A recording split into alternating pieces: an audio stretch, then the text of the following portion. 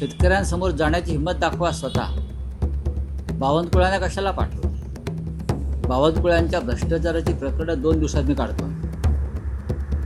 बावनकुळ्यांच्या, मी परत रिपीट करतो, बावनकुळ्यांचे घोटाळ्याने भ्रष्टाचाराची प्रकरणं मी 2 दिवसात बाहेर काढतो. जाऊ द्या आठवडा, होते फाईल तयार. तुम्ही त्यांना पाठवता.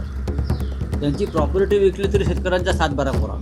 तुम्ही राहुल गांधीला घाबरताय आणि तुम्ही आदित्य ठाकरे नाही घाबरताय. ज्या पद्धतीनं आदित्य ठाकरे यांनी एक प्रेझेंटेशन केलं निवडणूक आयोगाच्या भ्रष्ट कारभाराचं, त्याला तुम्ही घाबरताय.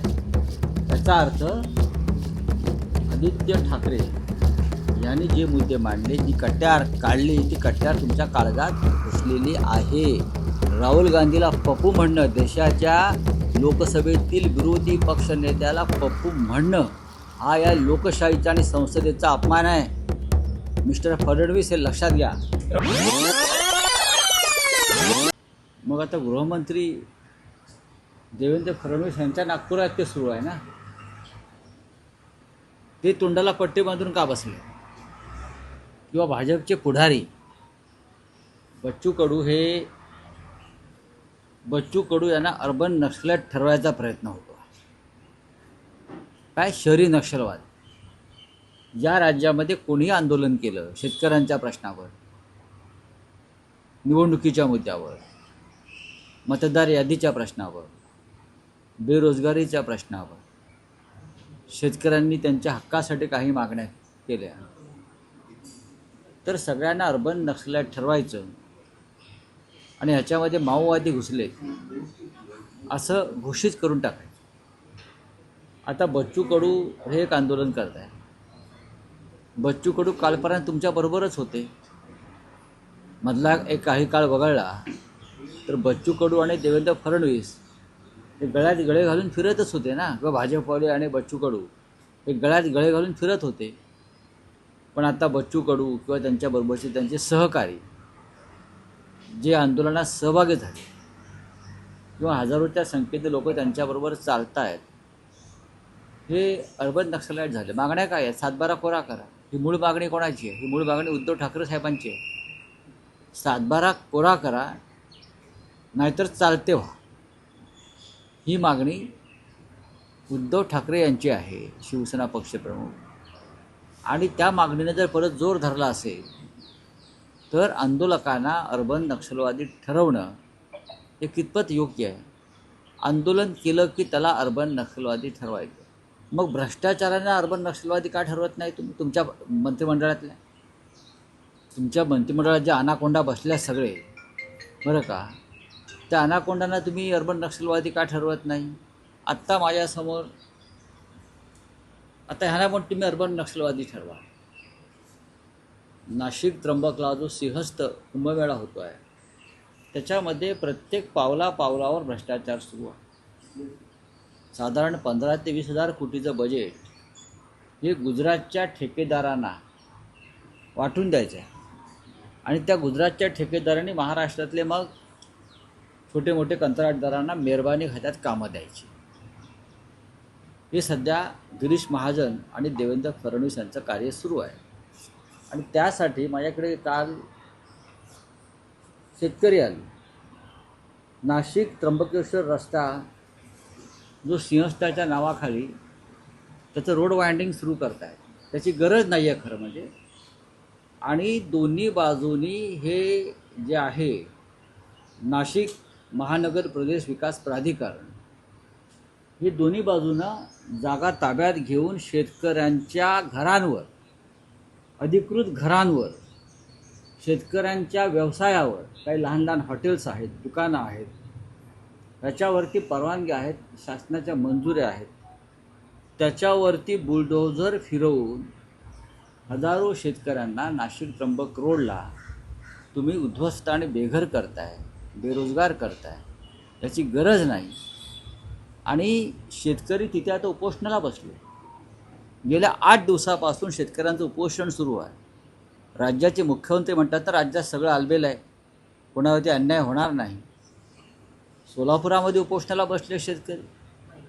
नाशिकमध्ये हे जे शेतकरी आहेत हे मी तुम्हाला सांगतो की साधारण ही 12 ते 13 गावं आहेत ही.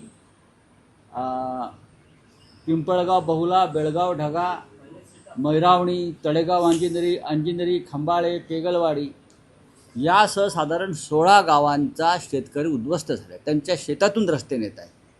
काय गरज काय? सिंहस्थ येईल आणि जाईल, पण तुम्ही आमच्या शेतकऱ्यांचे रस्ते ताब्यात घेऊन तिथे आता उपऱ्यांना तिथे देणार. शेतकरी उपोषणाला बसला आहे. अजून तिथे गिरीश महाजन गेलेले नाही आहेत, पालकमंत्री. मुख्यमंत्र्यांकडे जाऊन शेतकरी थकलेले आहे. भाजपचे आमदारसुद्धा जाऊन थकले. का शेतकऱ्यांना उद्ध्वस्त करायचं? बच्चू कडू रस्त्यावरती आहेत त्यांच्या कार्यकर्त्यांसह. मुंबईत मनोज जरांगे पाटलाने आंदोलन केलं. इतर समाजाचे लोक आंदोलन करतात. या राज्यामध्ये कमालीची अस्थिरता आणि अशांतता. मग आणि आवाज उठवला की अनाकोंडा येणार महाराष्ट्रात, मुंबई, आणि सांगणार विरोधकांना दुर्बिणीतून बघायलाही शिल्लक ठेवू नका. ही तुमची भाषा. अशा प्रकारची भाषा इदी अमीनने केली. इदी अमीन. त्यानंतर हे भाजपचे लोक करतात. विरोधकांना संपवायचं, आंदोलन करणाऱ्यांना संपवायचं, त्यासाठी कठोर कायदे आणायचे. बच्चू कडू यांचं आंदोलन जे आहे शेतकऱ्यांचं आंदोलन. माझ्या माहितीप्रमाणे ते राजकीय आंदोलन आहे. त्याच्यामध्ये राजकीय लोक आलेले आहेत.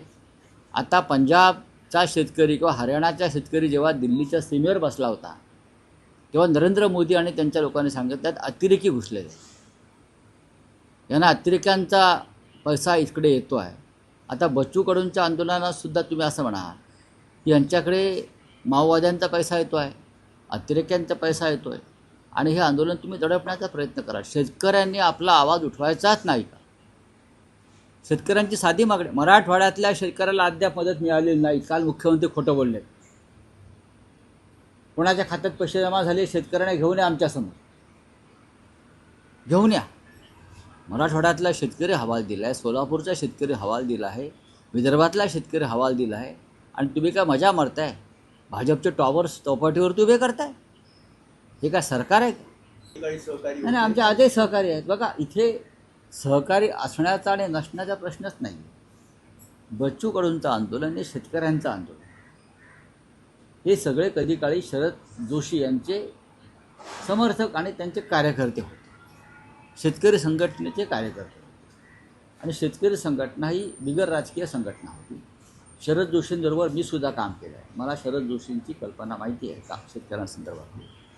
प्रत्येक शेतकऱ्याचा आणि प्रत्येक पक्षाचा पाठिंबा शेतकऱ्यांच्या प्रश्नावरती एकत्र असायला पाहिजे. रावसाहेब मित्रांनी तिकडे जा. बघा, मनोज जरांगे जेव्हा बसले तेव्हा राधाकृष्ण विखे पाटलांना पाठवलं. त्यानंतर आता बच्चू कडूंच्या संदर्भात बावनकुळे जाणार. मग मुख्यमंत्री काय करतात?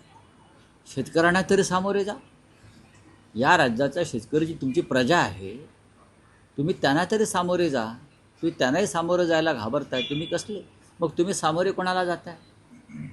तर आमच्यासारख्या राजकीय विरोधकांवर तुम्ही हल्ले करताय, खोटे गुन्हे दाखल करताय, कार्यकर्त्यांना दडपशाहीने तुरुंगात टाकताय. शेतकऱ्यांसमोर जाण्याची हिंमत दाखवा स्वतः. बावनकुळ्यांना कशाला पाठवते? बावनकुळ्यांच्या भ्रष्टाचाराची प्रकरणं 2 दिवसात मी काढतो. बावनकुळ्यांच्या, मी परत रिपीट करतो, बावनकुळ्यांचे घोटाळे आणि भ्रष्टाचाराची प्रकरणं मी 2 दिवसात बाहेर काढतो. जाऊ द्या आठवडा, होते फाईल तयार. तुम्ही त्यांना पाठवतो. त्यांची प्रॉपर्टी विकली तरी शेतकऱ्यांचा 7-12 पुरावा. मग पप्पू कोण आहे? पप्पू असा करतात. कोणी करत नाही. राजकीय हे विरोध. बघा, 30,000 कोटी रुपये राहुल गांधींना पप्पू ठरवण्यात त्यांनी खर्च केले. 30,000 कोटी रुपये IT सेलच्या माध्यमातून, सगळ्या माध्यमातून. पण राहुल गांधी ठामपणे उभा आहे. राहुल गांधी लोकसभेतला विरोधी पक्ष नेता आहे. राहुल गांधीने स्वबळावर 100 जागा निवडून आणलेल्या आहेत, आणि राहुल गांधी तुमच्या ढुंगणाखाली बुडबुडे आणतो. हे पप्पूचं काम नाही आहे. राहुल गांधी हा देशाचा लोकनायक आहे, लोकनेता आहे. ही तुमची पोटदुखी आहे. नरेंद्र मोदी लोकनेते नाही आहेत. नरेंद्र मोदी आणि अमित शहा हे बुडबुडे आहेत, भ्रष्टाचाराच्या पैशातून निर्माण झालेले. तुम्ही राहुल गांधीला घाबरताय आणि तुम्ही आदित्य ठाकरेंनाही घाबरताय. ज्या पद्धतीनं आदित्य ठाकरे यांनी एक प्रेझेंटेशन केलं निवडणूक आयोगाच्या भ्रष्ट कारभाराचं, त्याला तुम्ही घाबरताय. याचा अर्थ आदित्य ठाकरे यांनी जे मुद्दे मांडले, जी कट्यार काढली, ती कट्यार तुमच्या काळजात घुसलेली आहे. राहुल गांधीला पप्पू म्हणणं, देशाच्या लोकसभेतील विरोधी पक्षनेत्याला पप्पू म्हणणं, हा या लोकशाहीचा आणि संसदेचा अपमान आहे. मिस्टर फडणवीस हे लक्षात घ्या. अनाकोंडा आला रे, पळा पळा पळा पळा. अनाकोंडा आला रे, पळा पळा पळा. अनाकोंडा आलाय ना, येतोय. भारतीय जनता पक्ष सगळ्यात मोठा अनाकोंडा, काही गिळतो.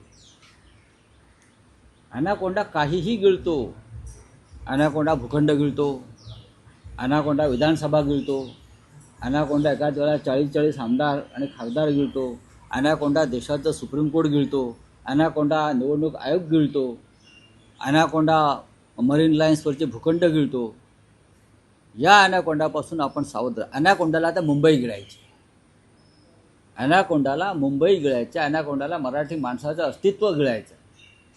त्याच्यामुळे अनाकोंडा आला रे आला, अनाकोंडापासून सावध राहा, ही आमची घोषणा आहे. नाही, पण एकनाथ शिंदे असं म्हणतात. अरे एकनाथ की शिंदे उद्धव सोडून द्या. ठाकरे हे सुद्धा कोण आहेत ते एकनाथ शिंदे? मला जरा समजून सांगा. एकनाथ शिंदे हे अनाकोंडाचं पिल्लू आहे.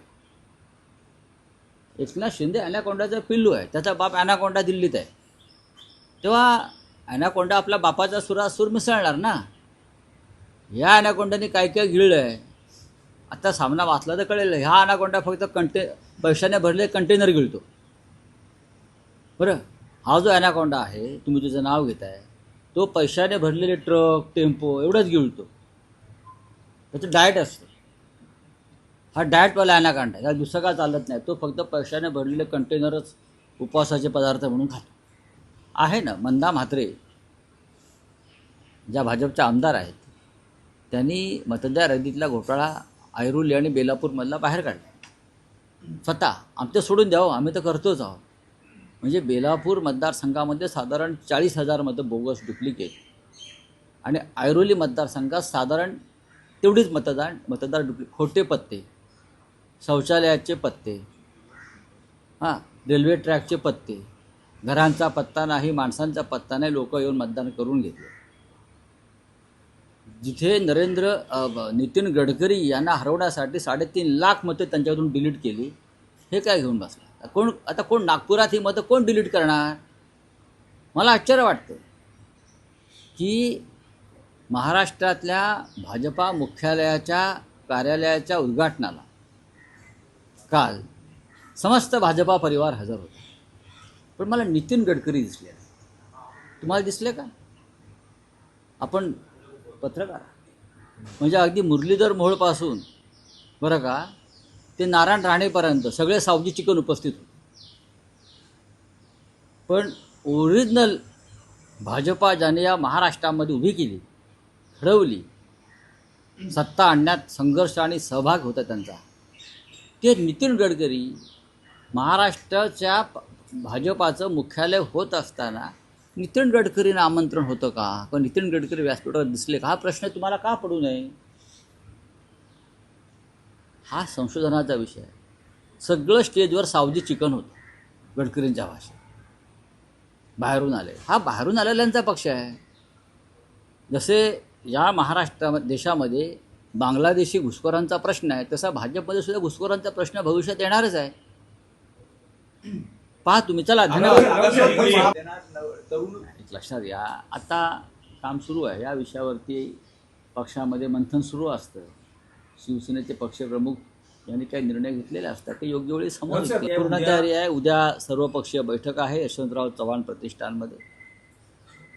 त्यात माननीय शरद पवार, श्री उद्धव ठाकरे, श्री राज ठाकरे, काँग्रेसकडून ज्येष्ठ नेते येतील, डाव्या पक्षांचे लोक येतील, सगळे प्रमुख लोक तिथे उपस्थित राहतील आणि आम्ही पुढली रणनीती ठरवू.